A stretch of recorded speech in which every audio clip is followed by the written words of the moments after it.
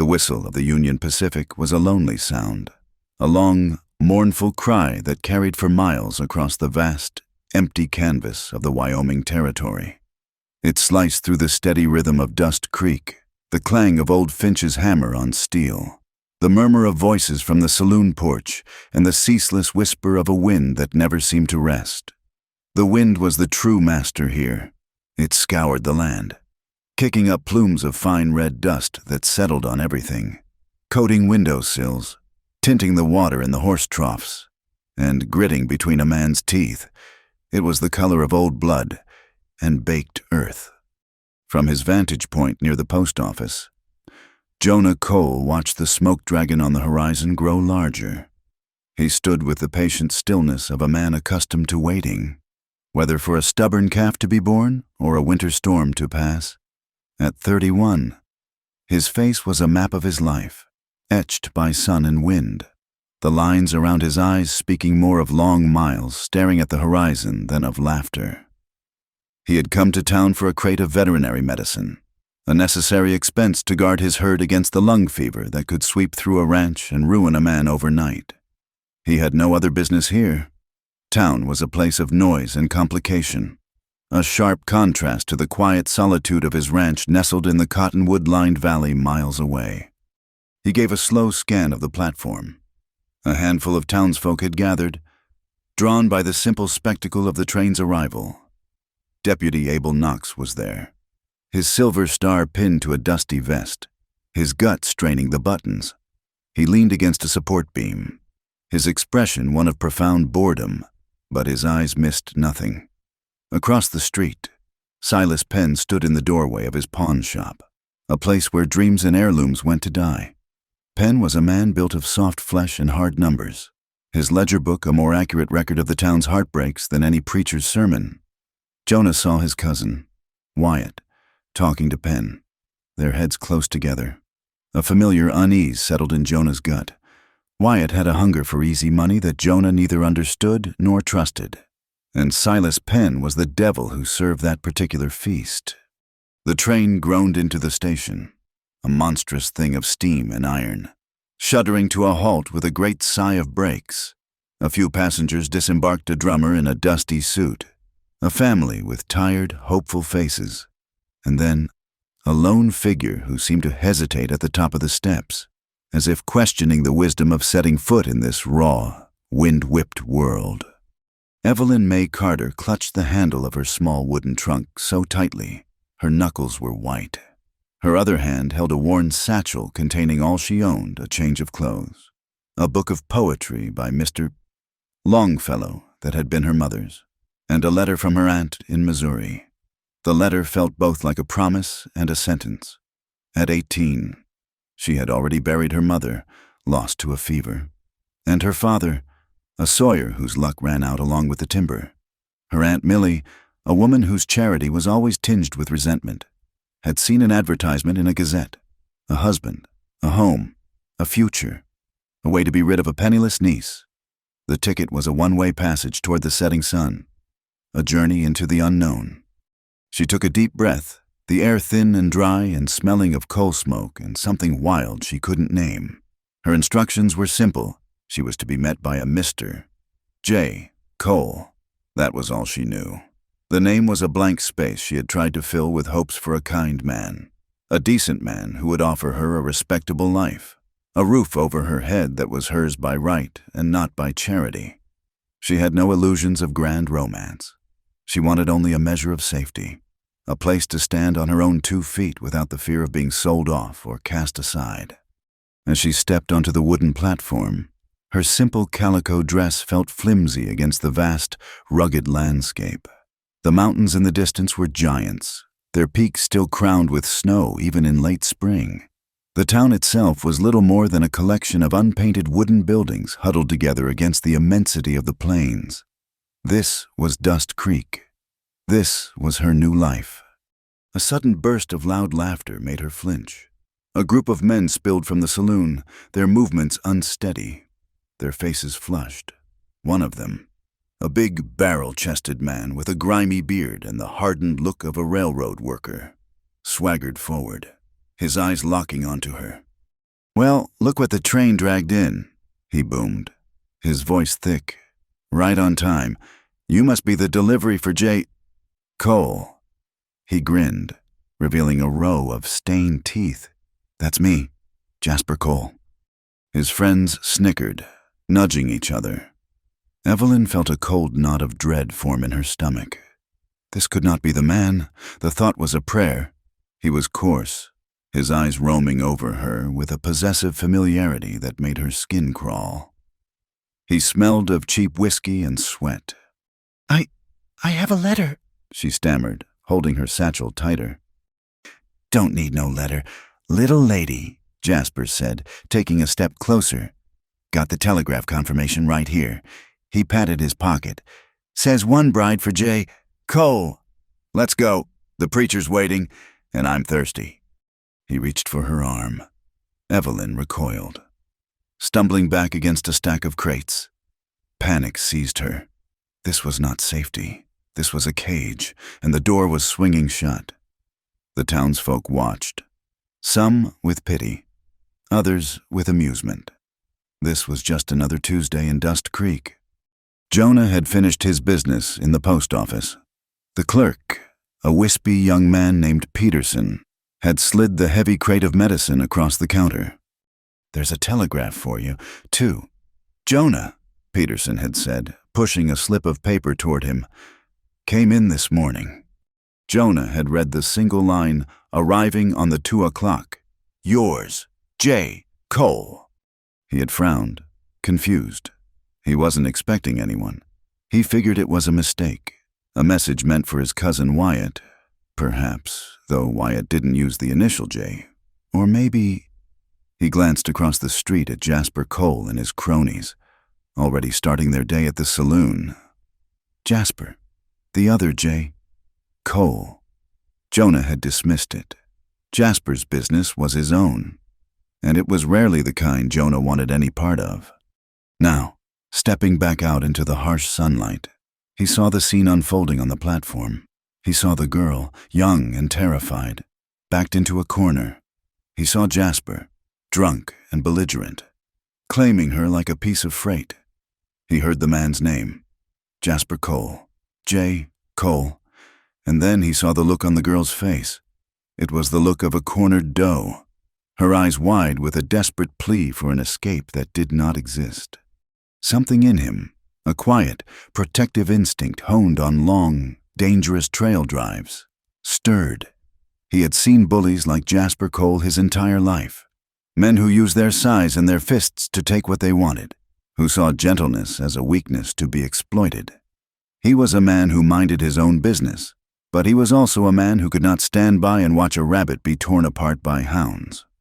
He started walking toward them, his steps unhurried but deliberate. He did not know what he would say or do, only that he had to do something. That's enough, Jasper, he said. His voice was not loud, but it cut through the noise, calm and steady as a rock. Jasper turned, his good mood souring instantly. Well, if it ain't my long-lost cousin, he sneered. Jonah, this ain't your concern. Me and my little bride are just getting acquainted. He reached for Evelyn again. The lady doesn't look too acquainted, Jonah said, positioning himself between them. He was not as broad as Jasper, but he was taller, with a lean, hard strength that was less about brute force and more about endurance. Evelyn looked from one man to the other. They shared a name, but they were as different as day and night. Jasper was a storm, loud and destructive. This other man, Jonah, was like the mountains in the distance, quiet, solid, and immovable. She's mine, Jasper bellowed, his face turning a blotchy red. The telegraph says a bride for J. Cole. I'm J. Cole. So am I, Jonah said simply. A murmur went through the crowd. This was getting interesting. The post office clerk, Peterson, scurried out onto the platform, holding up a piece of paper. It's true, he chirped, his voice trembling slightly. The official message just says bride for Mr. J. Cole. It doesn't specify a first name. Jasper lunged, shoving Jonah aside. "She's mine. I tell you, I'm the one who's been writing to her." Evelyn seized the opportunity. "What was my name in the advertisement?" she challenged, her voice shaking but clear. "What town am I from?" Jasper's face went blank. He sputtered, turning to his friends for support. "It don't matter, she's here for me." Jonah saw his chance. He also saw the raw fear in the girl's eyes. And he made a decision. It was a reckless, impulsive decision, the kind he hadn't made in years, but it felt like the only right thing to do in a world suddenly gone sideways. He stepped forward again, his gaze calm and direct as he looked at Evelyn. "I believe you're here for me," he said, his voice low and meant for her, though the whole platform heard it. He held out his hand. "I'm Jonah Cole. I apologize for the confusion." For a moment, Evelyn stared at his outstretched hand. It was a strong hand, calloused from work, the knuckles scarred. It was a capable hand. She looked up at his face. His eyes were a clear, steady gray, and in them she saw no malice, no ownership, only a quiet offer of sanctuary. It might be a lie, it might be a trick, but it was a better gamble than the certainty of Jasper's crude grasp. Slowly, she placed her hand in his. His grip was firm and reassuring. A collective gasp went through the onlookers. Jasper roared in fury, but Deputy Knox, finally rousing himself, stepped forward. "Now, hold on. Jasper," Knox said, his tone lazy but with a hint of authority. "The lady made her choice. Seems there's been a mix-up. Go on back to the saloon and cool your head." Silas Penn watched from his doorway, a thin, calculating smile on his lips. This was a complication, and complications could be profitable. Wyatt Cole stood beside him, his expression a mixture of shock and something else, something that looked almost like satisfaction. Jonah kept hold of Evelyn's hand. He could feel the tremor in it. "I'll take my wife on home now," he said, his voice leaving no room for argument. He picked up her small trunk with his free hand as if it weighed nothing. He led her away from the platform, away from the stunned silence of the crowd and the impotent rage of Jasper Cole. The red dust swirled around their feet as they walked toward the livery stable. The sun was hot on her back, the wind was in her hair, and her future, which had seemed to be a dark, narrow tunnel just moments before, had suddenly opened into a vast, terrifying, and uncertain plain. She was in the hands of a stranger who had claimed her, a man who shared a name with the brute she was meant to marry. She had a ticket toward the sun, and she had arrived. But she had no idea where she was truly going. The silence between them was as wide and empty as the landscape stretching out on all sides. Jonah led her past the saloon, where the faces of Jasper's friends were pressed against the window, their expressions a mix of disbelief and drunken mirth. He led her past the blacksmith's shop, where old Finch paused, his hammer held aloft, a silent, sweat-sheened witness. Every eye in Dust Creek seemed to follow them, their stares like physical things, branding this moment into the town's memory. Evelyn kept her gaze fixed on the dusty ground in front of her, her hand still held in Jonah's. His grip was the only solid thing in a world that had tilted off its axis. She could feel the blood pounding in her ears, a frantic rhythm against the slow, deliberate crunch of Jonah's boots. He had saved her. That much was clear. He had stepped between her and the brutish man who called himself Jasper, and for that, a profound wave of gratitude washed over her. But he had also claimed her with a lie, a public declaration that had tied her to him in the eyes of this entire town. She had traded one cage for another, and while this one felt safer, she did not yet know the nature of its bars. They reached the livery stable, the air thick with the smell of hay and horse. Jonah stopped and finally released her hand. The absence of his touch left her feeling strangely adrift. "My wagon is over here," he said, his voice quiet, almost gentle. He gestured toward a sturdy buckboard, a powerful-looking roan gelding already harnessed to it. "I'll just load our things." He used the word "our" so naturally it sent a shiver through her. He lifted her small trunk and his own heavy crate of medicine into the back of the wagon with an easy strength. Just as he turned to help her onto the seat, A figure in a black cassock stepped out from the shadows of the stable. He was a man of middle years, his face kind but etched with worry. "Jonah," the man said, his voice carrying a note of gentle authority. "A word, if you please." Jonah nodded, his expression unreadable. "Father Whitaker." The priest's eyes went to Evelyn, his gaze soft with concern. "Young lady, I am the pastor for this community. I saw what happened at the station. There seems to be a great deal of confusion." This was it. This was the moment of reckoning. Jonah turned to the priest, and for the first time, Evelyn saw a crack in his stoic composure. He looked tired. "There is, Father," Jonah admitted. "The telegraph was addressed simply to J. Cole. I came for my supplies, and I saw the situation." He gestured vaguely back toward the station. "My original thought was to bring Miss Carter to you. I hoped she might find a room at the boarding house, or perhaps with a respectable family, until we can send a wire to her people in Missouri and get this unfortunate matter clarified." Evelyn's heart leaped with a desperate hope. Yes, that was the sensible thing to do. That was the honorable path. A few days of awkwardness, a telegraph to Aunt Millie, and this whole nightmare could be undone. But the world of men and their pride was not a sensible place. A loud voice cut through the quiet of the livery. "Clarify what Cole." The saloon owner, a portly man named Barty Higgins, whose business thrived on gossip, had followed them from the platform. He stood with his thumbs hooked in his suspenders, a sly grin on his face. "The whole town saw it. You claimed her, in the West. A man's public word is worth more than any fancy paper from back east." Silas Penn materialized beside him, silent as a shadow. He gave a small, unctuous smile. "Mr. Higgins has a point. Jonah," he said, his voice smooth as oiled leather. "Reputation is everything out here. For the young lady as well. To be claimed and then set aside, the talk would be uncharitable. Very uncharitable indeed." The words hung in the air, heavy and poisonous. Evelyn understood their meaning instantly. If Jonah left her in town now, she would be branded damaged goods.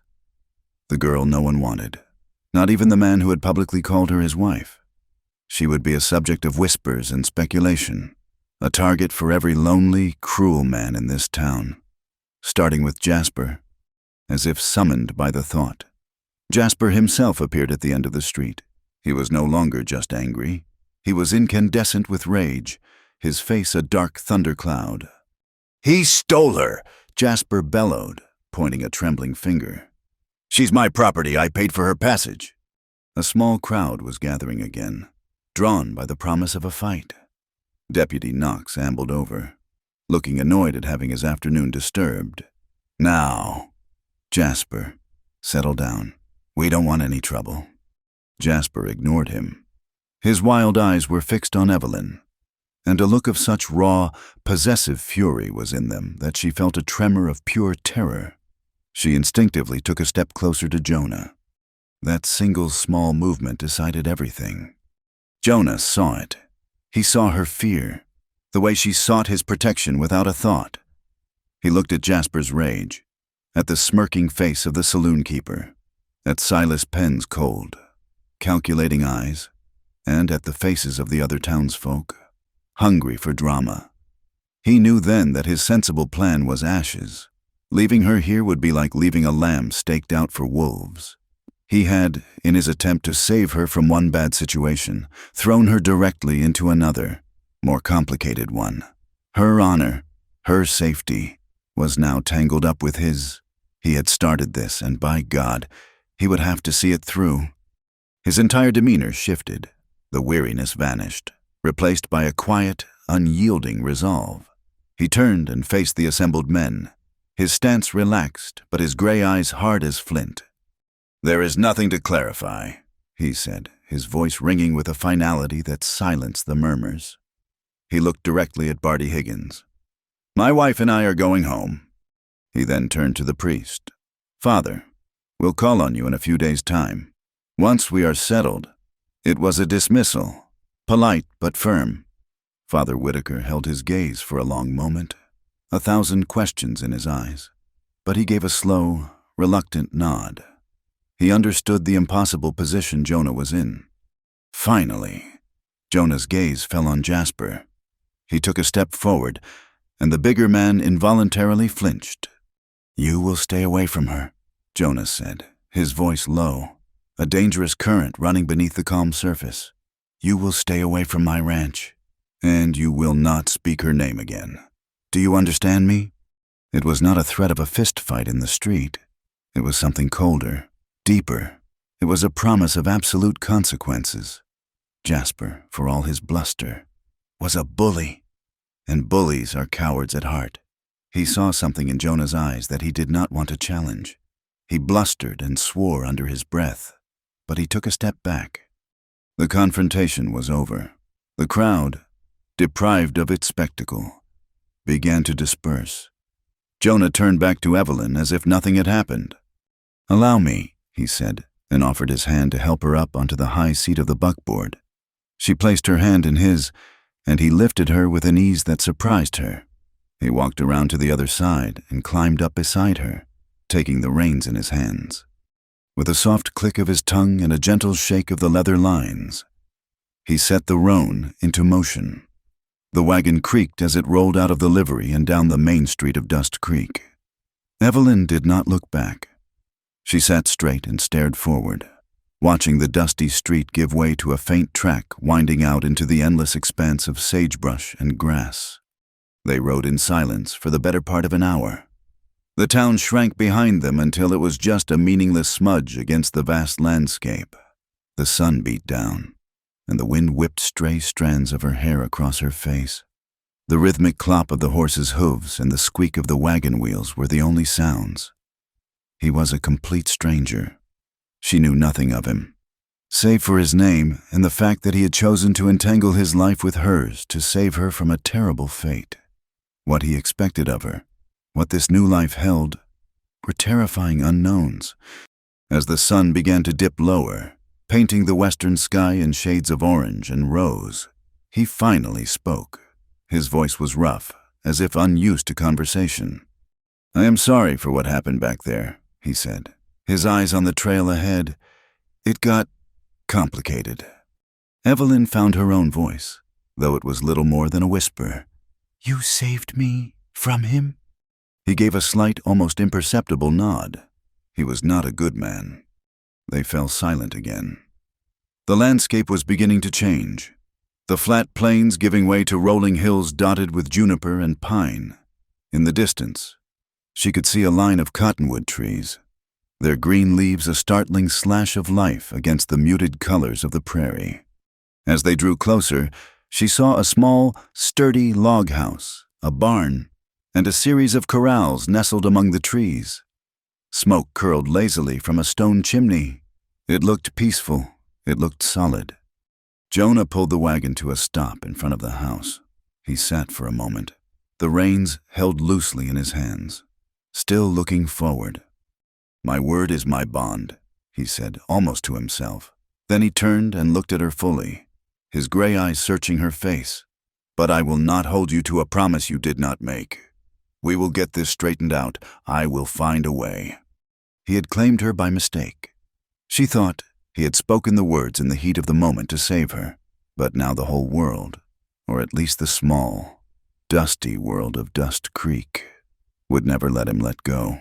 And she was caught in the middle of his honor, a stranger in a strange land, on the doorstep of a house that was not her home, with a man who was not her husband. The coal ranch was a world unto itself, a pocket of quiet order carved out of the wild land. The log house was larger than Evelyn had expected, solid and well kept, with a stone chimney at one end and a porch that looked out over the rolling grasslands. Inside, it smelled of pine wood, old leather, and coffee. A fire was laid in the hearth, ready to be lit. The main room was dominated by a long wooden table, a few sturdy chairs, and a stone fireplace. A rifle rested on pegs above the mantelpiece. It was a man's home, Spartan and practical, yet it was spotlessly clean. The floorboards swept. The few pots in the kitchen area scrubbed bright. Jonah set her trunk down by the door of a small room off the main living space. "This will be your room," he said, not quite meeting her eyes. "It is not much, but it is private." She peered inside. There was a simple rope bed with a thick quilt, a small washstand with a pitcher and bowl, and a single window that looked out toward the cottonwood trees lining the creek. It was more than she had ever had to call her own. "There are rules," he continued, his tone formal, as if he were laying out the terms of a business arrangement. "First, I will not enter your room. I will not bother you. You are safe here." The word hung in the air between them, a fragile promise. "Second, this is a working ranch. There is always work to do. I will not treat you as a servant, but I will expect you to contribute. It is the only way to live out here." Evelyn nodded, her throat too tight to speak. She had expected demands, expectations of a wife's duties. Instead, he was offering her respect and a purpose. The days that followed fell into a rhythm dictated by the sun and the needs of the land. Jonah rose before dawn, his movements quiet as he started the fire and put coffee on to boil. He was a man of few words, his communication often consisting of a simple nod or a gesture. He showed her how to tend the small vegetable garden, how to mend his sturdy work clothes, how to properly bank the fire at night. He taught her the difference between the call of a hawk and the cry of an eagle. He gave her tasks that were necessary but not overwhelming, and in doing so, he gave her a place. She was no longer just the girl from the train, the mail-order bride claimed by mistake. She was becoming a part of the life of the ranch. One morning, after they had finished their breakfast of coffee and cornbread, he led her out to one of the corrals, a beautiful mare, the color of a ripe horse chestnut with a mane and tail like spun flax, stood patiently by the fence. "This is Willow," Jonah said, stroking the horse's velvety nose. "She's gentle, but she has a good mind. A woman in this country needs to know how to ride. Not just for pleasure, but for survival. You cannot be dependent on my wagon to get you where you need to go." Evelyn had never been on a horse in her life. The animal seemed immense, a creature of breathtaking power. Fear warred with a surprising flicker of excitement. Jonah's teaching style was as direct and practical as the man himself. He did not coddle her. He showed her how to saddle and bridle the mare, his large, capable hands moving with an efficient grace. He cupped his hands for her foot and lifted her onto the saddle as if she weighed no more than a child. "Sit straight," he instructed, his voice calm and low as he stood by Willow's head. "Feel her movements beneath you. She will know if you are afraid. Horses always know." The first few lessons were a clumsy affair of bouncing, sliding, and clinging desperately to the saddle horn. But Jonah was endlessly patient. He walked beside her, his hand on the bridle, his quiet voice a steady anchor. "Look up, Evelyn. Look where you are going. The horse will follow your gaze." He called her by her name, and the sound of it in his quiet voice made her feel seen, not as an object of confusion or gossip, but as a person. Slowly, tentatively, her fear gave way to a thrilling sense of freedom. To be on Willow's back, moving across the open land with the wind in her hair, was to feel a mastery over her own fate that was entirely new. Another afternoon, he took the rifle down from the mantelpiece. "Riding is not enough," he said. "You need to know how to protect yourself." The rifle was heavy and smelled of oil and smoke. He showed her how to load it, how to sight down the long barrel, how to squeeze the trigger without flinching. The first time she fired it, the recoil slammed the stock into her shoulder, and the noise was a deafening crack that sent a flock of birds scattering from the cottonwoods.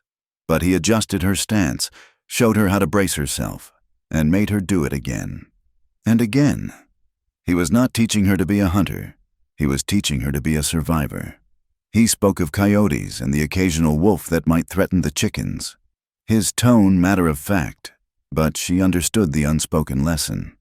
The world was a dangerous place, and a woman alone had to be her own defense. In the evenings, After the chores were done and a simple supper was cleared away, a different kind of lesson began.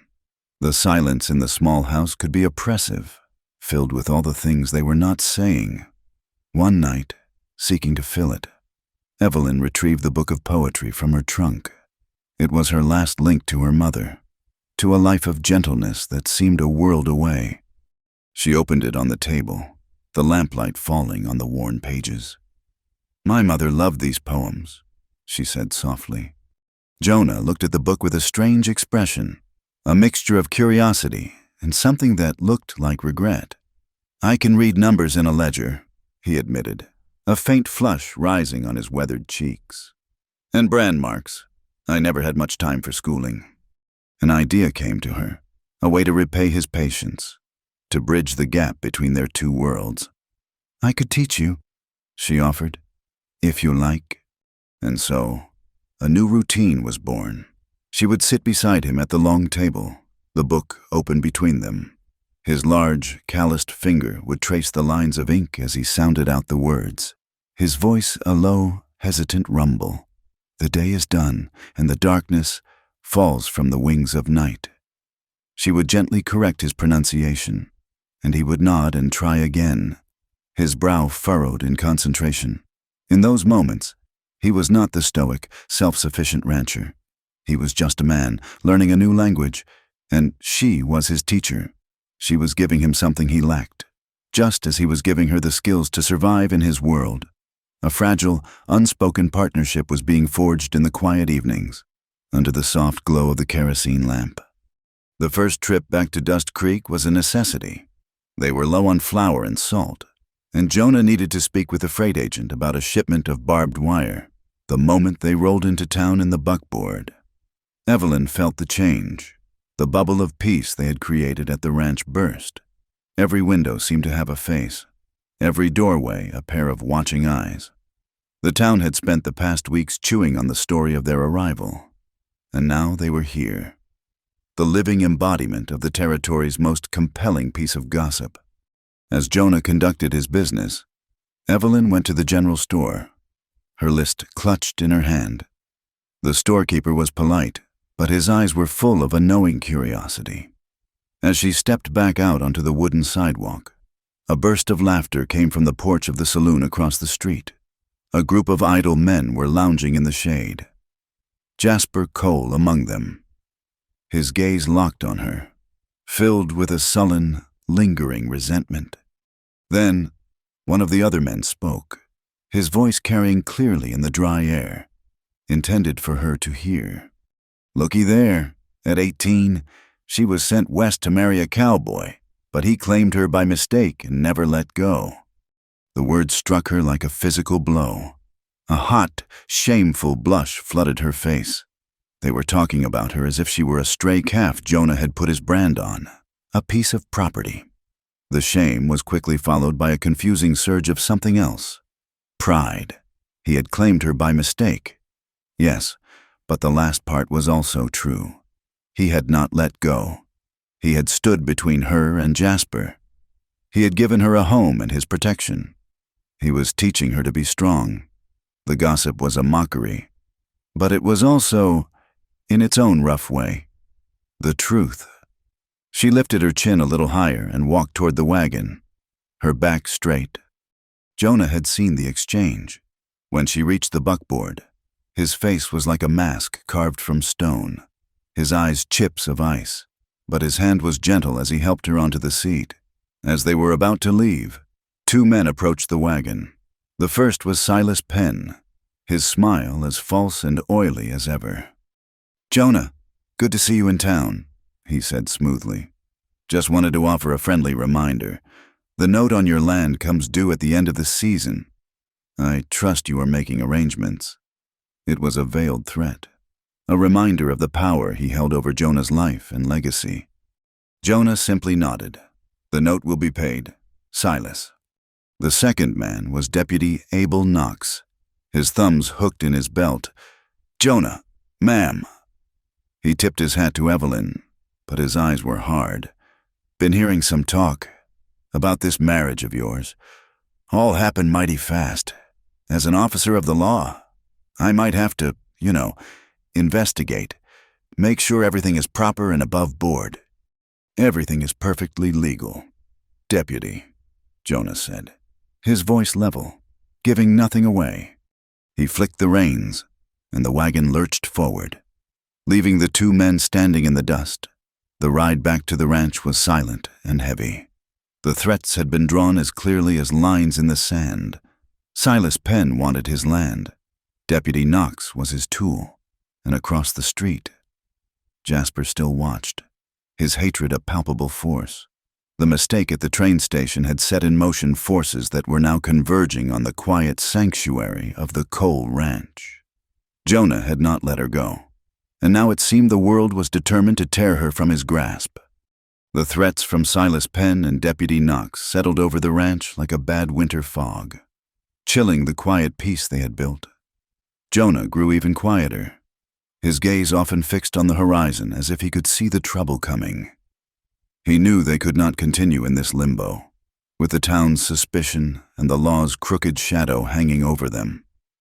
His claim, made in haste to protect her, had become a cage for them both. "We have to send a telegraph," he announced one morning over coffee. "To your aunt in Missouri. We need her to confirm the name she put on the arrangement. The full name." Evelyn's heart did a nervous flutter.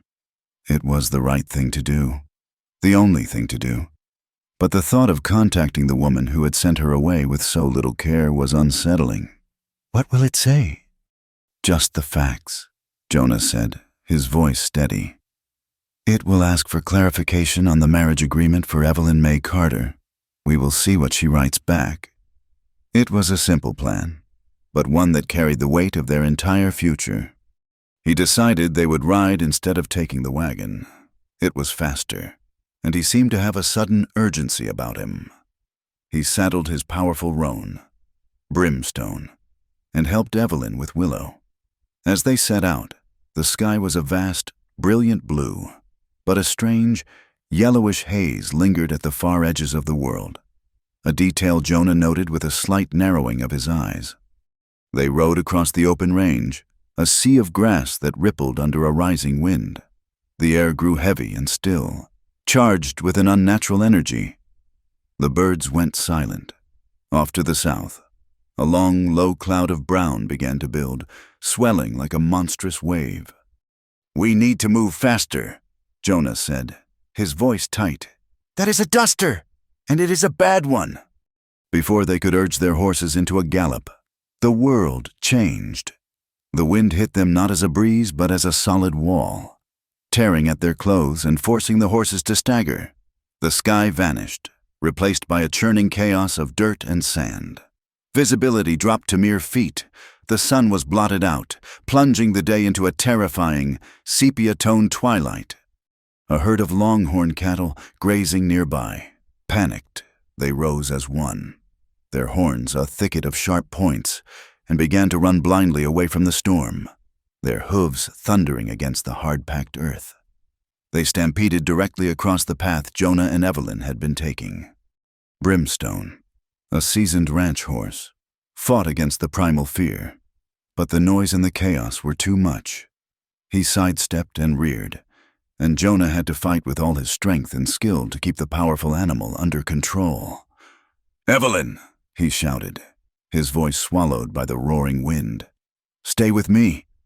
He risked a glance over his shoulder. For a terrifying second, he saw her, a small figure on the chestnut mare, her face pale, her hair whipping around her. Willow was panicked, her eyes wide and white.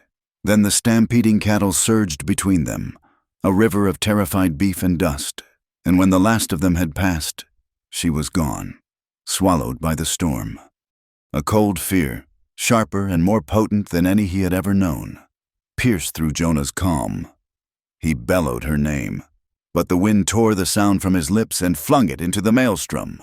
He was alone in a blind, roaring world. Evelyn clung to Willow's reins as the mare spun and fought the wind. The dust was a suffocating blanket, filling her eyes, her nose, her mouth. It tasted of grit and panic. She could not see Jonah, She could not see anything but the swirling brown wall that surrounded her. All of Jonah's lessons crashed through her mind. Do not panic. The horse will know. Look where you are going. But there was nowhere to go. She remembered his words about what to do if she was ever lost. Find shelter from the wind. Stay put. Do not wander. She pulled hard on the reins, turning the frantic mare and forcing her onward, trusting her instinct. The ground began to rise slightly. She felt it more than she saw it. A small bluff, a rise in the earth. She slid from Willow's back, her legs trembling, and crouched low behind the meager shelter of a rock outcropping, pulling the terrified horse down with her. She fumbled in her pocket for her handkerchief, then uncorked her canteen. She soaked the cloth, remembering his instruction, and tied it over her nose and mouth. The wet fabric filtered the worst of the choking dust, allowing her to draw a ragged breath. She huddled there, her arm looped through Willow's reins, and listened to the howl of the wind, a sound like the world tearing itself apart. She was terrified, but beneath the fear was a stubborn refusal to give up. Jonah had taught her better than that. Jonah forced a cold calm upon himself. Panic was a luxury he could not afford. He dismounted, keeping a firm grip on Brimstone's reins. He could not see, so he would use his other senses. He knelt, his hand flat on the ground. He could feel the vibration of the storm, but nothing else. He tasted the wind, trying to judge its direction. Then he began to walk, leading his horse, his eyes scanning the few feet of ground visible in front of him. He was looking for tracks, for a sign. It was a hopeless task, like looking for a single grain of sand on a vast beach. The wind was scouring the land, erasing any mark within seconds, but he kept moving, casting back and forth in a slow, methodical pattern. His life as a trail scout had taught him to see the things others missed: a bent blade of grass, a scuffed stone. He found nothing. He thought of her, small and alone in this immense, violent world. He had pulled her into his life, into this danger. The weight of that responsibility was a physical ache in his chest. He would find her. He would not stop until he did. Hours passed. The storm raged without cease. Evelyn knew she could not simply wait. If the storm lasted through the night, she would be impossible to find. She remembered another of Jonah's lessons, one he had given her on a clear, calm day. He had been teaching her about the plants of the prairie, and he had pulled a waxy, greasy substance from his saddlebag. Beef tallow, he had explained. You can use it to waterproof your boots, or treat a rope, or, if you are in real trouble, you can use it to make a signal. She fumbled in her own saddlebags, her hands numb with cold and fear, found the small, cloth-wrapped packet of tallow he had insisted she carry. She gathered a small pile of the driest grass and twigs she could find in the lee of the rock. Her hands were shaking so badly she could barely strike a match. The first one sputtered and died. The second, the third, flared to life. She cupped it with her body, shielding it from the wind, and touched it to the tinder. A tiny flame flickered, then caught. She carefully added the tallow. It melted and sputtered, creating a thick, greasy smoke, darker than the dust, with a pungent, meaty smell. It was not much of a signal, but it was all she had. It was a tiny beacon of hope against the overwhelming power of the storm. Jonah smelled it first, a faint, acrid scent on the wind that was not the smell of dust, smoke. He turned his face into the wind, letting it guide him. He urged Brimstone forward, his heart pounding a frantic rhythm against his ribs. The smell grew stronger. Then, through the brown haze, he saw it, a flickering orange glow, a column of dark, greasy smoke being torn apart by the wind. He found her huddled by the rock, her face smudged with dirt, her eyes wide and exhausted. Willow stood beside her, shivering. When she saw him, a great, shuddering sob of relief escaped her. He was beside her in 3 long strides, his arms going around her, pulling her against his chest. He did not say a word. He just held her, his hand stroking her hair, shielding her from the wind with his own body. She buried her face in his rough shirt, breathing in the familiar scent of leather and dust and the man himself. In his arms, the roaring of the storm seemed to fade to a distant rumble. "I knew you would come," she whispered against his chest. "I told you I would teach you to survive," he said, his voice thick with an emotion she had never heard from him before. He gently pushed her back, his hands on her shoulders, his eyes searching her face. "Are you hurt?" She shook her head. "Just scared." "Me too," he admitted, the two words a profound confession. He bent down and effortlessly lifted her into his arms. He carried her to Brimstone and set her in the saddle before swinging up behind her.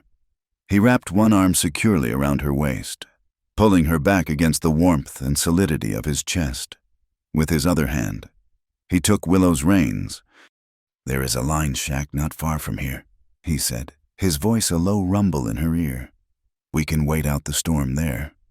The shack was a small, crude shelter, barely more than a hut, built for ranch hands to watch over the water troughs during dry spells. But inside, it was a haven. Jonah barred the door against the howling wind and, using the wood from a small stack in the corner, soon had a fire crackling in the small stone hearth. The warmth slowly seeped back into Evelyn's frozen limbs. She sat on the floor, wrapped in a blanket from Jonah's bedroll, watching the flames dance. The storm outside was a wild beast, shaking the little shack. But inside, there was a strange and profound peace. They were alive. They were together. Jonah handed her a tin cup of coffee, brewed strong and black over the fire. Their fingers brushed as she took it, and a jolt of awareness passed between them. In the close confines of the hut, the careful distance they maintained at the ranch was impossible. He sat on the floor across from her, his long legs stretched out, his shoulders slumped with exhaustion. "You did good today," he said quietly, looking into the fire. "That signal fire, that was smart. You saved your own life." "You taught me," she replied. "I just remembered what you said." They drank their coffee in a comfortable silence. The fire crackled. The wind howled. Finally, Jonah set his cup down and looked at her, his expression serious, the firelight casting flickering shadows across his face. "Evelyn," he began, his voice low. "What happened at the train station? I did what I thought was right in the moment. I claimed you by mistake. I saw the fear in your eyes, and I spoke without thinking it all the way through." He took a deep breath. "This is not the life you were promised. You were sent here to marry a man, to have a home. You have been caught up in my troubles, with Silas Penn and the rest. It is not fair to you." He paused, and his next words were heavy with meaning. "When the sun comes up tomorrow, if the storm has passed, I will take you back to town. We will send that telegraph. But if you decide you want to leave, if you want me to buy you a ticket on the next train east, back to Missouri, or anywhere else you want to go, I will do it. No questions asked. You are not my prisoner. You can be free." He had given her an out. He was offering her the choice she had never had, the choice her aunt had stolen from her, the choice Jasper would have denied her. She looked at him, at this quiet, honorable man who had risked his reputation to save her, who had taught her to be strong, who had ridden through a dust storm to find her. The thought of leaving him, of leaving the solid peace of the ranch and the quiet companionship they were building, left a hollow ache in her chest. She felt safer here, in a storm-battered shack with him, than she had ever felt in her life. But she was also terrified of the feelings stirring inside her, of the threats that surrounded him, of what it would mean to stay, to truly choose this life. She looked at his earnest, tired face and could not find an answer. I do not know," she whispered, her voice barely audible above the wind. "I need to think." He nodded, his gaze understanding. He did not press her. He had offered her a choice, and he would give her the time to make it. The dawn that broke after the storm was unnaturally clean. The wind had died, and the air, scrubbed free of dust, was crisp and clear. The world looked new, washed clean of all its grit and confusion. But the question Jonah had asked her in the dark of the line shack remained, unanswered, hanging between them as they rode toward Dust Creek. He did not press her for a decision. He simply rode beside her, his presence a quiet, solid comfort, leaving the choice entirely in her hands. As they neared the town, they saw that something was wrong. There were too many people milling about, too many wagons and horses tied up along the main street for a normal weekday. A strange, expectant energy filled the air. They were halfway to the telegraph office when Deputy Abel Knox stepped into their path, his hand held up. "Jonah, ma'am," he said, his voice holding a false note of officialdom. "There has been a complaint filed, a serious one. The good people of this town have decided it is time to get to the bottom of this whole business. You will both come with me." Jonah reined Brimstone to a halt, his eyes unreadable as they scanned the street. He saw Silas Penn standing on the porch of the saloon, a look of smug satisfaction on his face. He saw Jasper, his arm in a clean sling from some imagined injury, surrounded by a group of his cronies from the railroad. This was not a spontaneous gathering. This was a trap, carefully set and baited. "A complaint?" Jonah asked, his voice dangerously calm. "What sort of complaint?" "Deputy, the abduction of a man's rightful bride," Knox declared, puffing out his chest. "Mr. Jasper Cole here has witnesses who heard you claim his intended. We are going to have a public hearing. Settle this once and for all. For the lady's honor, of course." He gestured with his thumb toward the large warehouse at the end of the street. "Everyone is waiting." There was no choice. To refuse would be an admission of guilt in the eyes of the town. Jonah gave a slow nod. He glanced at Evelyn, a silent question in his eyes. She met his gaze and straightened her back, lifting her chin. Whatever was coming, they would face it. She had huddled in a storm and survived. She would not cower now. Jonah dismounted and then helped her down from Willow. The crowd parted for them as Knox led them toward the warehouse, their whispers following like the rustle of dry leaves. The warehouse was a vast, cavernous space, smelling of hay, dust, and the sweat of the many men now crammed inside. Light from the setting sun slanted through the gaps in the plank walls, striping the scene in gold and shadow. A makeshift tribunal had been set up, with a stack of crates serving as a judge's bench. Silas Penn stood behind it, looking for all the world like a man in charge. "Jonah Cole," Silas began, his voice echoing in the large space. "You are brought before this assembly of your neighbors to answer for your actions. On the day of this young woman's arrival, you did knowingly and publicly interfere with a lawful marriage arrangement between her and Mr. Jasper Cole." Jasper stepped forward, playing his part. "He stole her from me," he said, his voice thick with self-pity. "I am a simple, hard-working man. I sent for a wife to make a home with, and he took her.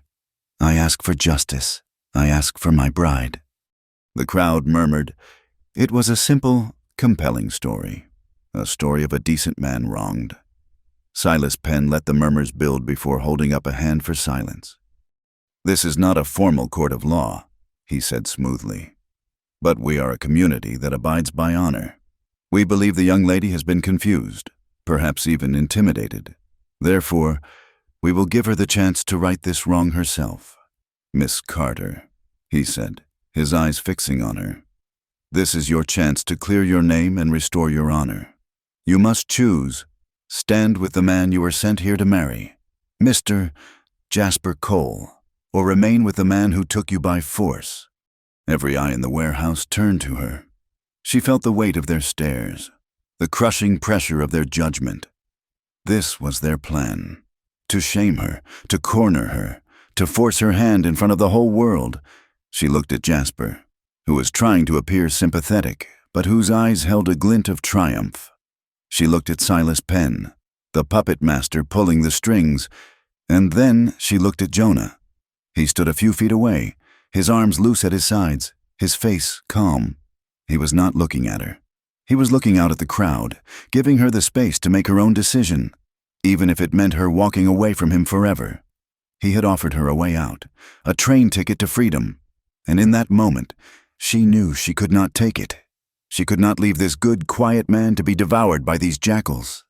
She took a step forward. Her hands were trembling, but she clasped them in front of her. Her voice, when it came, was small but clear, and it cut through the expectant silence.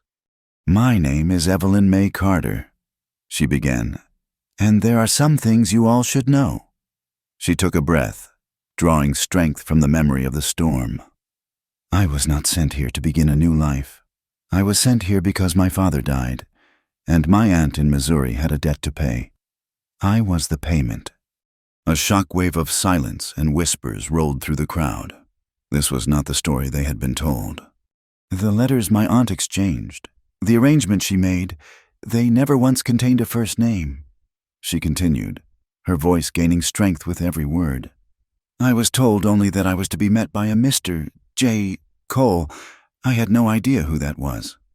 She turned her gaze on Jasper, her eyes flashing with a fire he did not expect. "This man claims I was his intended. It is true I received some correspondence before I left Missouri. I believe it was from him." She reached into the small satchel she still carried at her side. She pulled out a few crumpled, dirty postcards. "I will not read the words on these cards aloud in a public place. It would not be decent." She looked around the crowd, her eyes landing on old Finch, the blacksmith, a man known for his quiet integrity. "Mr. Finch, would you look at these and tell the people here if they are the words of a man who respects a woman he wishes to make his wife?" She walked forward and handed the postcards to the blacksmith. He took them, his brow furrowed in confusion. He read the first one, and his face hardened. He read the second, and a look of pure disgust crossed his features. He looked up, his eyes meeting Jasper's. He did not need to say a word. He simply crumpled the cards in his huge, calloused fist and threw them to the ground as if they were something foul. A low growl of anger went through the crowd, now directed at Jasper. His face went from triumphant to a mask of pure fury. The humiliation was more than he could bear. "Lies!" he roared, his voice cracking. "She is a liar. She belongs to me." He lunged forward, his hand reaching for her. Jonah moved like a lightning strike. He was suddenly between them, his body a solid shield. He did not touch Jasper. He simply stood there, an immovable object. "That is enough," Jonah said, his voice low and final. For Jasper, it was too much. His plan, his public vindication, was turning into a disaster. Rage, raw and unthinking, took over with a guttural cry. He drew the pistol tucked into his belt and leveled it at Jonah. The crowd gasped and fell back. This had gone from a town hearing to something deadly. Jonah did not flinch. He looked at the gun, then at Jasper's face, contorted with hate.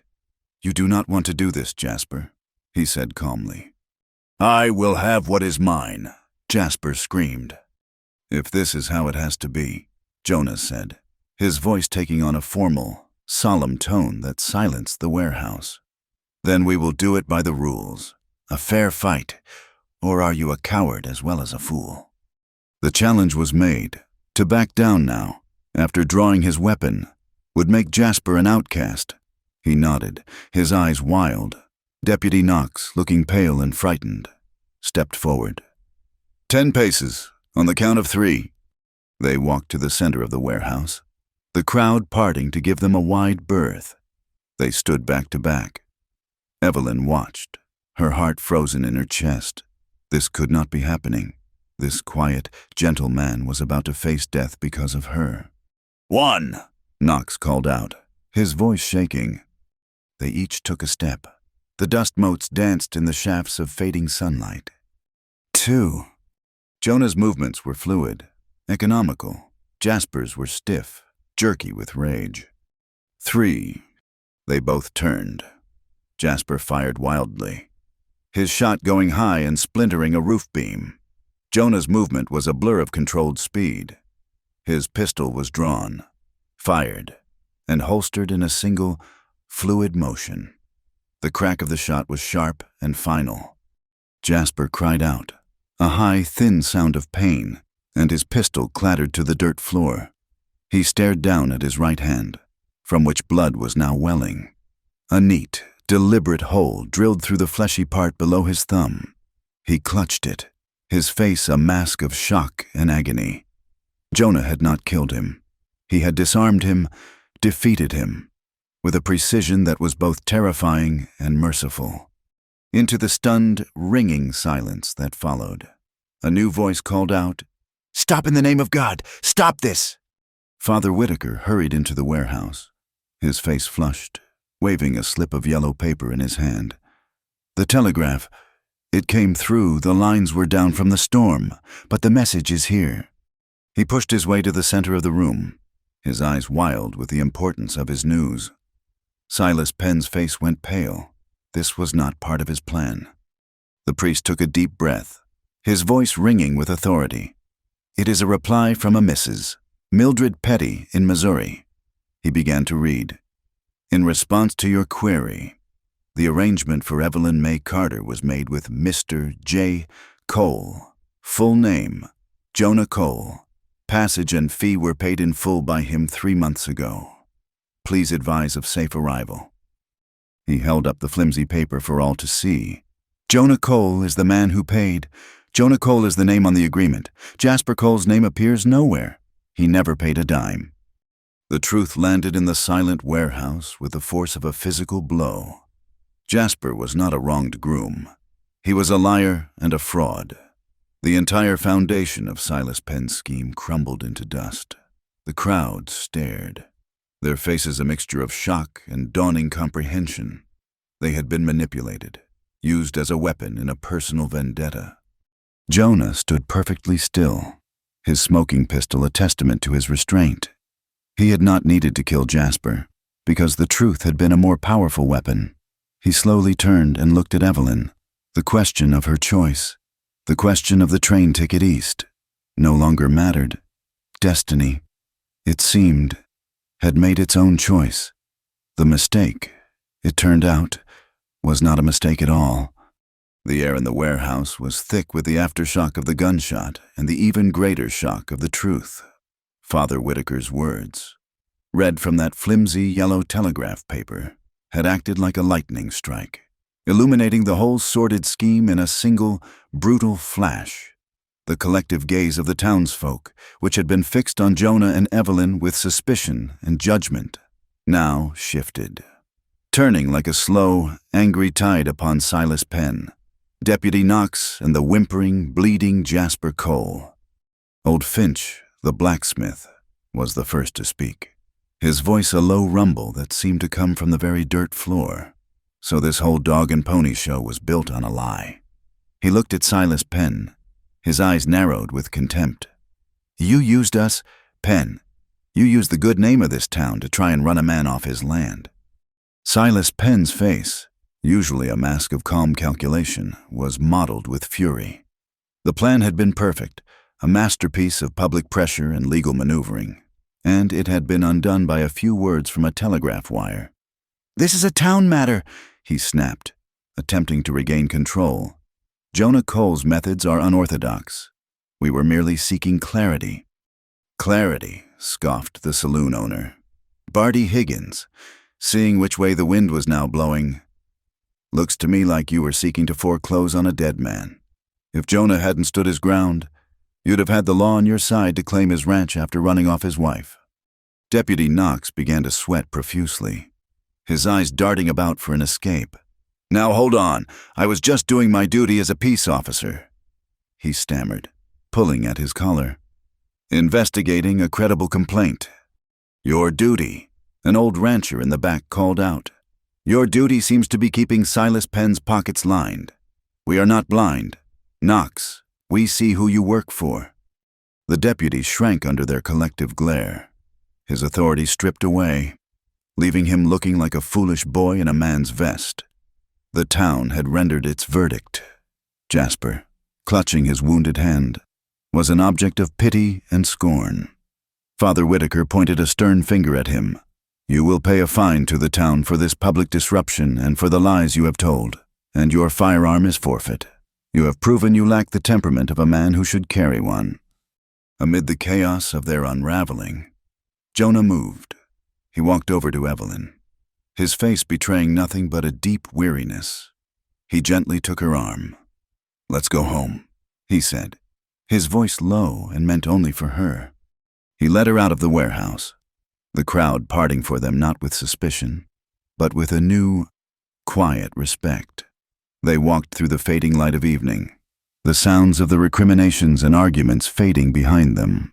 They collected their horses from the livery, and soon they were riding out of Dust Creek, leaving the town to digest its own sour medicine. The ride back to the ranch was almost entirely silent. The vast, star-dusted sky arched over them, a peaceful canopy after the claustrophobic tension of the warehouse. The air was cool and smelled of sagebrush and clean earth. The truth of the telegraph was a strange, unsettling thing. It had saved them, but it had also changed everything. It was no longer a mistake. It was a contract, a legal fact sent humming across a wire from a woman she barely knew to a man she was only just beginning to understand. He had paid for her. The thought repeated itself in her mind, a discordant note in the quiet of the night. Her aunt had not even paid her passage. Jonah had. She was not a burden passed off, but a transaction he had initiated. The knowledge did not feel like a comfort. It felt like a brand, a mark of ownership that was different from Jasper's crude claims, but a mark nonetheless. Her fear of being a possession, a thing to be bought and sold, rushed back with a vengeance. When they reached the ranch, the little log house was a dark silhouette against the stars. It should have felt like a sanctuary, but to Evelyn, it now felt like the end of a line, a destination she had not chosen but had been delivered to, postage paid. Inside, Jonah lit the kerosene lamp, its soft, golden glow pushing back the shadows. He moved to the hearth and with practiced hands, soon had a small fire crackling, its warmth a welcome comfort against the night's chill. Evelyn stood uncertainly in the middle of the room, her satchel clutched in her hands, feeling like a visitor once more. "You should sit," he said gently, his back to her as he put the coffee pot on to boil over the flames. "It has been a long day." She sat at the long wooden table, the same table where he had patiently taught her to read. He brought over 2 tin cups and a plate of leftover cornbread. The simple, domestic act was so at odds with the violence and high drama of the afternoon that it made her head spin. He sat across from her, his hands wrapped around his cup. The firelight played across the harsh lines of his face, softening them. He looked older than his years, and, for the first time, she saw the profound loneliness in his eyes. "So you knew," she said, her voice barely a whisper. "All this time, you knew you were the J. Cole my aunt wrote to." He shook his head, his gaze fixed on the fire. "No, I swear to you, I did not. That telegraph was as much a surprise to me as it was to you." He looked up, his eyes meeting hers, and she saw nothing but sincerity in their clear, gray depths. "Months ago, my cousin Wyatt came to me. He said he knew of a man back in Missouri, a widower with a young daughter, who was in a bad way. He said the man wanted a better life for her out west and was looking for a respectable man to be her husband. Wyatt said he would handle the arrangements, the letters, if I would provide the funds. It seemed a decent thing to do, a way to help someone." He paused, a look of self-reproach on his face. "I gave Wyatt the money. I never heard another word about it. I assumed the man had changed his mind. I never knew her name was Evelyn. I never knew it was you." The pieces fell into place. Wyatt, his cousin, who stood to gain if Jonah lost his ranch. Wyatt, who had been talking so closely with Silas Penn at the station. It had been a setup from the very beginning. But the knowledge did not ease the turmoil in her heart. "So I am yours," she said, the words tasting like ash. "By law, by a piece of paper and a bag of money, just like my aunt intended." I am just a piece of property that has finally been delivered to the rightful owner." The pain in her voice made him flinch. He set his cup down and leaned forward, his hands flat on the table. "Evelyn, no, that is not how it is. That is not how I see you." "How else am I to see it?" she cried, the fear and confusion of the past weeks finally breaking through. "I was sent here to be owned, first by that horrible man, and now by you. The only difference is that you are a kinder master." "I am not your master," he said, his voice rough with an emotion she could not name. He stood up and began to pace in front of the hearth. A caged animal. "I never wanted to own anyone." He stopped and turned to face her. His shoulders slumped. The firelight cast his shadow, large and dark, against the wall. "Years ago," he began, his voice low and strained. "Before I had this ranch, I was a scout for a wagon train. There was a family on that train, a man, his wife, and their 2 small children. They were good people, honest people, full of hope. We became friends on that long trail. I would share my supper with them, tell their children stories." He stared into the fire, but she knew he was seeing something else. A memory played out in the flames. "Then the sickness came. The smallpox, it moved through the camp like a phantom, and there was nothing we could do. I watched that whole family die. The children first, then the wife, then the husband. I was the one who had to dig the graves. I held his hand as he passed. The last thing he made me promise was that I would not forget them." He fell silent, the only sound the crackle of the fire. "I did not forget them," he continued, his voice barely a whisper. "I see their faces every night. After that, something inside of me froze. I learned that caring for people, letting them get close, only meant a deeper pain when they were gone. So I built this place, this quiet life. I kept to myself. I did not want to be responsible for anyone. I did not want to feel that kind of loss ever again." He finally looked at her, his eyes filled with a raw, unguarded vulnerability. "When I saw you on that platform, cornered by Jasper, I acted without thinking, and every day since, I have been terrified, not of Jasper or Silas Penn, but of this, of you, of the thought of you leaving, or the thought of something happening to you." The confession hung in the air between them, fragile and profound. He was not a man who wanted to possess her. He was a man who was terrified of losing her. He was not frozen anymore. A thaw had begun, and it scared him to death. All the fear and resentment in Evelyn's heart melted away, replaced by a wave of overwhelming empathy. His loneliness, his quiet pain, it all made sense. She understood him now. She stood up and walked to him, stopping just before him in the warm glow of the fire. The top of her head barely reached his shoulder. For a long moment, they just stood there, breathing in the same quiet air. Then, slowly, she reached out and took his hand. His fingers were stiff at first, surprised by the contact, but then they curled around hers, his grip strong and sure. "I was so afraid," she whispered. "Afraid that I was just a bargain you had made?" "You are not a bargain," he said, his voice thick. "You are the bravest person I have ever known." She took a small step closer, into the circle of his warmth. He did not move, but she felt the tension in him, a mixture of fear and hope. She let go of his hand and tentatively put her arms around his waist, resting her head against his chest. She could feel the steady, powerful beat of his heart beneath her ear.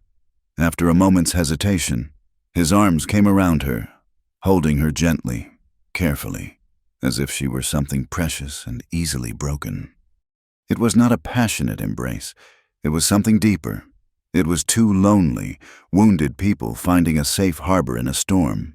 They stood like that for a long time, the fire crackling, the old log house silent around them.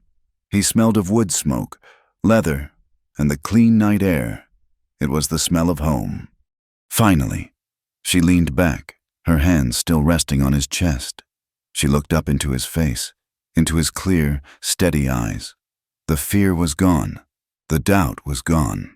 All that was left was a simple, quiet certainty. She reached up on her toes and pressed her lips to his. It was a soft, chaste kiss, a mere brush of contact. But it was a promise, a choice. She drew back and looked him in the eye, her voice clear and strong. "I am staying," she said, "not because of a telegraph or because you paid for a ticket. I am staying because I choose to." The days that followed the confrontation in town were filled with a quiet, fragile peace.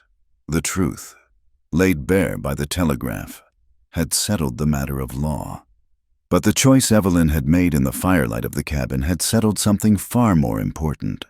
A new tenderness grew between them, shy and unspoken, expressed not in words but in small gestures. A shared look across the supper table, the way he would pass her a tool without being asked, the care she took in mending a tear in his favorite shirt. They were learning the language of a partnership, building a life together one silent, shared moment at a time. The fear that had haunted Evelyn's heart, the fear of being an object, a piece of property, was slowly being replaced by the steady, comforting knowledge that she was home. But Silas Penn was not a man to accept defeat. His public humiliation had festered into a cold, venomous rage.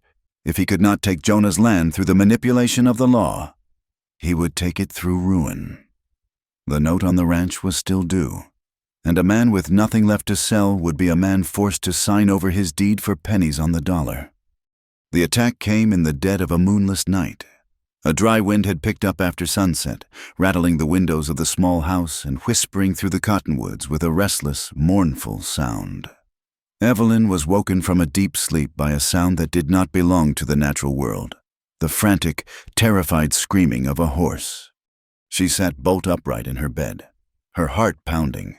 At the same moment, she heard Jonah move in the main room, his boots hitting the floorboards. Then she smelled it. Smoke. Not the familiar, comforting scent of the hearth, but the sharp, acrid smell of burning hay. Jonah threw open her door, his face a grim mask in the sudden moonlight that now poured through her window from an unnatural, flickering orange glow. "The hay barn is on fire," he said, his voice a low, urgent command. "Get dressed. Stay close to the house." He was gone before she could answer. Grabbing his rifle from the mantel as he ran out the door, Evelyn scrambled into her clothes, her fingers fumbling with the buttons. Outside, the world was a nightmare of leaping shadows and roaring light. The large barn, where they stored the winter feed for the entire herd, was fully engulfed in flames, a furious tower of orange and red that clawed at the black sky. Sparks and burning embers, carried on the hot, dry wind, rained down across the yard, threatening to ignite the house, the stables, the very grass under their feet. She saw Jonah running toward the corrals, not toward the fire. He was throwing open the gates, slapping the rumps of the panicked horses, driving them out into the open pasture, away from the spreading flames and the confining fences. It was a race against time. Evelyn did not hesitate. All the lessons, all the instincts he had taught her, took over. She ran from the house, not in a panic, but with a purpose. Her first thought was the water pump near the well. It was their only source of water to fight the blaze. She grabbed the heavy iron handle and began to work it, a frantic, desperate rhythm of up and down, up and down. The cold, clear water gushed into the trough. It seemed like a pitifully small weapon against such a monstrous inferno.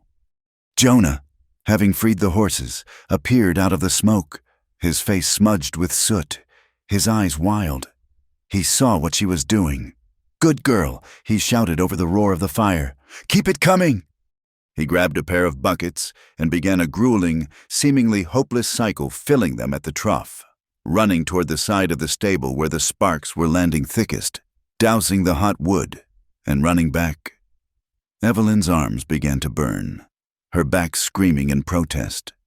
But she did not stop. She pumped until her vision blurred. Her entire world narrowed to the handle in her hands and the life-giving stream of water pouring into the trough. The wind was their enemy. It was pushing the fire directly toward the house and the remaining outbuildings. They were losing. The heat was becoming unbearable, the air thick with choking smoke. Just when despair began to set in, a strange thing happened. The wind, which had been blowing steadily from the south, faltered. It swirled, died down for a moment, and then picked up again, this time from the west, blowing parallel to the ranch yard instead of into it. It was a small miracle, a moment of grace from the very land they were fighting to save. The shift gave them a chance. Jonah saw it instantly. "The main trough," he yelled to her. "I'm going to make a break." He ran to Brimstone, who was stamping nervously in the far pasture. He vaulted onto the horse's bare back, grabbing a length of heavy chain from the side of the stable. He galloped to the long, heavy wooden watering trough that sat between the corrals, looped the chain around one end, and spurred the powerful roan forward. The trough, half full of water, scraped and groaned as Brimstone, muscles straining, dragged it across the dusty ground, digging a deep furrow in the earth. He was creating a firebreak, a desperate, raw scar in the land that the flames, hopefully, could not cross. As Jonah fought his battle, Evelyn's eyes scanned the perimeter of the chaos, and then she saw him, a figure, silhouetted against the distant flames, moving furtively near the main gate that led from the pasture out onto the open range. He was not fighting the fire. He was opening the gate, swinging it wide. Her first thought was that he was trying to scatter the herd, to add another layer of disaster to their night. But then the man turned his head, and in the hellish, flickering light, she recognized the familiar profile. It was Wyatt, Jonah's cousin. A cold, sick understanding washed over her. The fire, the gate, it was all connected. This was not a random act of nature. It was an attack, and Wyatt was a part of it. Suddenly, two other figures on horseback burst through the now open gate, their faces covered with bandanas. They were the arsonists, the hired help. Wyatt had let them in, and now he was letting them out. Before she could even shout a warning, a new sound cut through the night, the thunder of many hooves, and the shouts of men. A group of riders was galloping down the track toward the ranch. For a heart-stopping moment, she thought they were more of Wyatt's men, but then she recognized the broad-shouldered figure of old Finch in the lead, a shotgun held across his saddle. Behind him was Father Whitaker, and a dozen other ranchers and townsfolk, their faces grim in the firelight. The glow of the blaze had been seen for miles, a terrible beacon in the night. Wyatt and the two thugs were caught. They spurred their horses, trying to scatter into the darkness, but the townsfolk were ready. Ropes snaked out, and the two hired men were pulled from their saddles. Wyatt, in a blind panic, galloped directly toward the creek bed. But Jonah, seeing the commotion, cut him off with Brimstone. There was nowhere to run. The fire, deprived of its fuel by Jonah's firebreak and the shift in the wind, had consumed the hay barn and was now beginning to die down into a smoldering, glowing ruin. The immediate danger was over. The fight for survival was replaced by a grim reckoning. The two captured thugs were sullen and silent, but Wyatt, cornered and terrified, began to fall apart. "It was not my idea," he blurted out, his eyes wide with fear as he looked at the ring of hard-faced men surrounding him. "It was Silas Penn."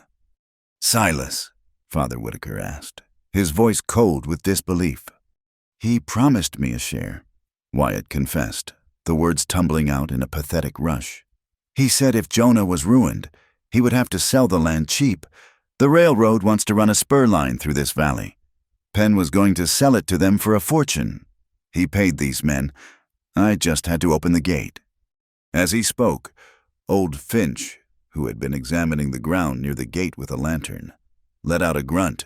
"Well, Wyatt, it looks like you left your signature."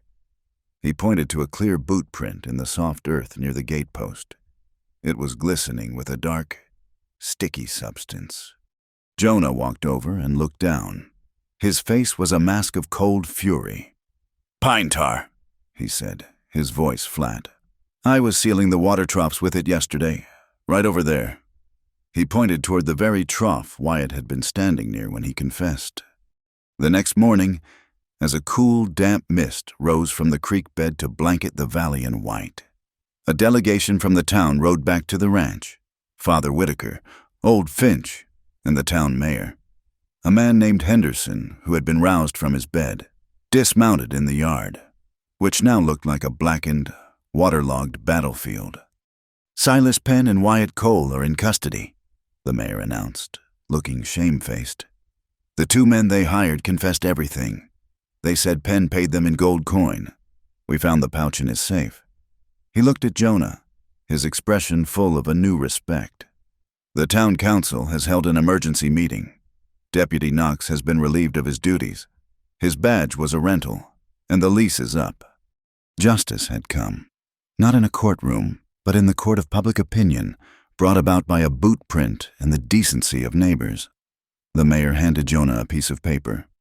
"This is a statement, signed by myself and the council. It says that Silas Penn's loan to you is under investigation for predatory intent. You will not have to pay him.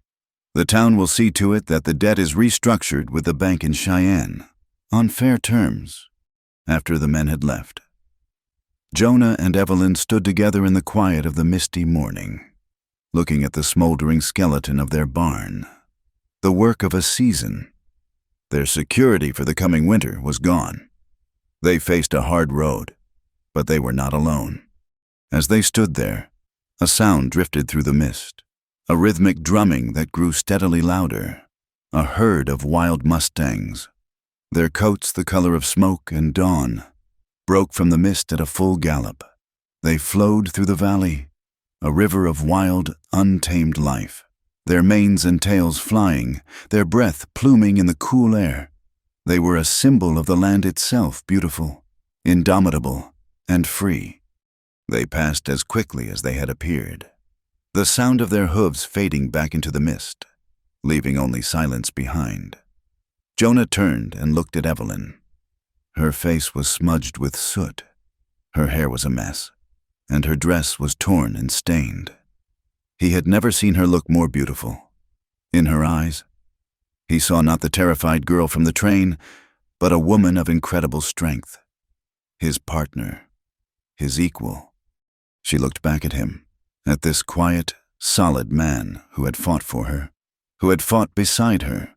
The fire had taken their barn, but it had forged something new and unbreakable in its place. They did not need to speak. In the quiet of the misty dawn, with the ghost sound of wild horses in the air, they both knew, with absolute certainty, that they had become a family. The fire was a wound on the land, a black and smoking scar where the barn had stood. But in the days that followed, something remarkable happened. The town of Dust Creek, which had once been a source of gossip and suspicion, became a wellspring of support. One morning, a train of wagons appeared on the track leading to the ranch, led by old Finch. They came with saws and hammers, with strong backs and willing hands. They brought lumber purchased with a collection taken up by the mayor, and food prepared by the women of the town. They came to help a neighbor. Jonah stood in the middle of it all, a look of quiet astonishment on his face. He was a man accustomed to solitude, to facing his battles alone.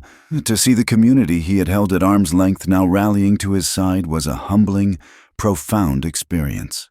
They were not just rebuilding a barn, they were rebuilding a man's faith in his fellow man. Evelyn worked alongside them, handing out cups of water and coffee, her face smudged but her smile bright and genuine. She was no longer the outsider, the mail-order bride. She was the lady of the Cole Ranch, a woman who had faced down fire and slander and earned her place. One afternoon, when the framework of the new barn was beginning to rise against the blue Wyoming sky, Jonah found her by the Cottonwood Creek. The water chuckled over the smooth stones, and the leaves of the trees whispered in the gentle breeze. It was the most peaceful place on the ranch, a place of life and renewal. He did not have a ring. He did not have practiced words. He simply stood before her, his hat in his hands, his heart in his eyes.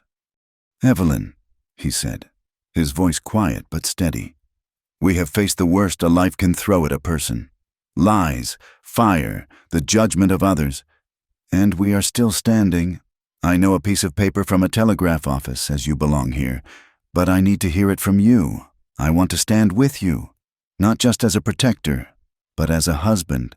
I want this to be our home, officially, in the eyes of God and the law." She looked at him, at this good, honorable man, and her heart was so full it felt as if it might burst. All the fear was gone, all the doubt washed away, leaving only a deep and abiding love. "Yes, Jonah," she whispered. "Yes." They were married 3 days later, on that very spot by the creek. Father Whitaker came out from town, his prayer book in his hand.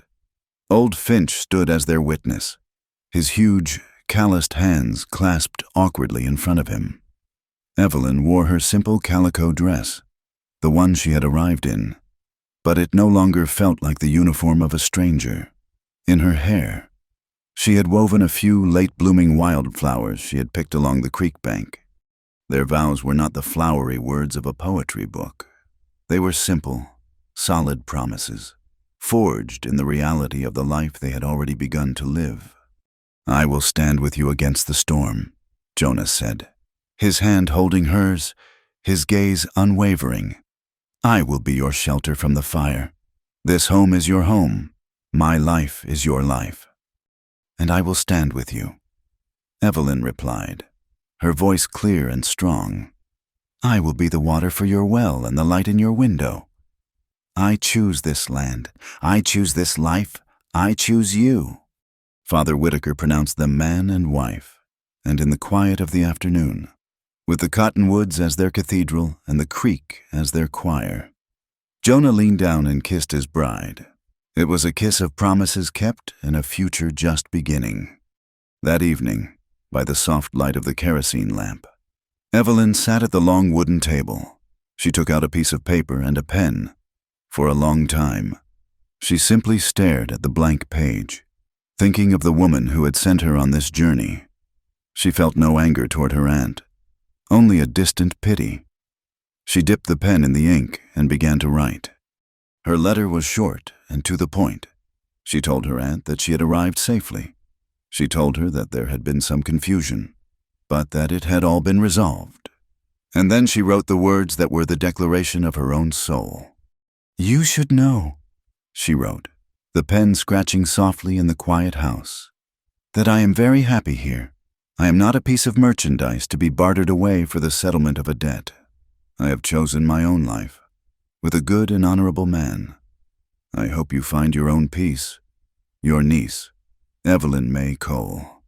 She sealed the letter, her heart light and free for the first time in her life. She had closed the door on the past. The seasons turned. The heat of summer gave way to the crisp, golden days of autumn. The new barn stood tall and proud, filled to the rafters with hay purchased on fair terms from the bank in Cheyenne and harvested with the help of their neighbors. The ranch was healing. One crisp October afternoon, Jonah and Evelyn rode into town. They stopped not at the general store, but at the old, disused warehouse at the end of the street, the very place where their fate had been so publicly decided.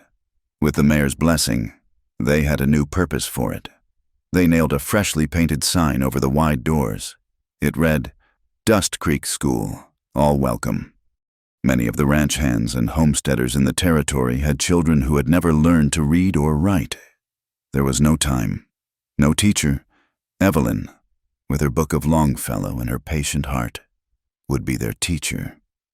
Jonah would teach the older boys practical sums and how to read a map and a brand book.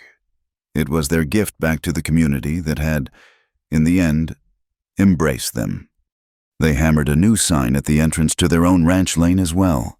The old, faded board was taken down.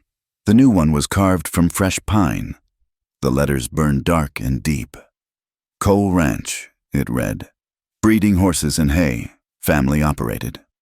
The sun was setting as they rode home, painting the vast Wyoming sky in strokes of deep purple and soft rose. The air was cool and smelled of dry grass and the promise of coming snow. In the distance, the faint, musical sound of cattle bells drifted on the wind. Evelyn rode Willow, her posture straight and confident, a woman who belonged to the land. Jonah walked beside her, his hand resting on the top rail of the fence they had built together. As they moved along the fence line, her hand came down to rest on his, their fingers lacing together. They did not speak, they did not need to. They had found their language in the shared work, the quiet companionship, the steady, unspoken promise to face whatever came next, together. They knew life would not always be easy. There would be other storms, other struggles, other hardships. The West did not promise peace. It promised a chance, a piece of ground on which to build a life, if you were strong enough, and brave enough, and lucky enough to find a partner to stand with you. At 18, she was sent west to marry a cowboy. He claimed her by mistake, and chose never to let go. Thank you for listening to our story tonight, and we would love for you to comment where you are listening from, so we can all connect. Please subscribe to our channel Wild West Night, like this video, and show your support by pressing the hype button so this story can reach more listeners just like you.